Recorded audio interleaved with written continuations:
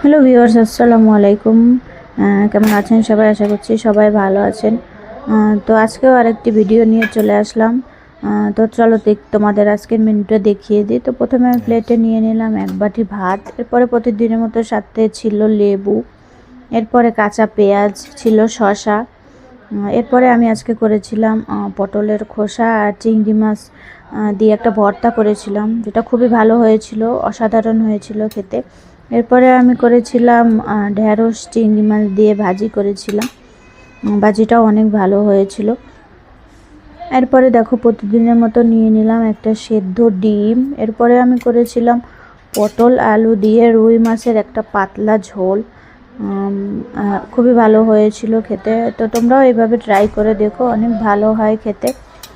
তো ঠিক আছে বন্ধুরা, আমার ভিডিওটি যদি তোমাদের ভালো লাগে তাহলে অবশ্যই পেজটি ফলো দিয়ে লাইক কমেন্ট করে পাশে থাকবে। আর তোমরা যারা ইউটিউবে আমার ভিডিওটি দেখবে তারা অবশ্যই শেয়ার করবে আর সাবস্ক্রাইব করে আমার পাশে থাকবে। তো এরপরে প্রতিদিনের মতো শেষ পাতে ছিল আম, যেটা এখন আমের সিজন।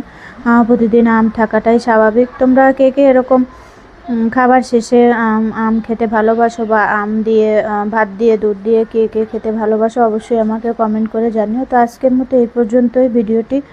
টাটা।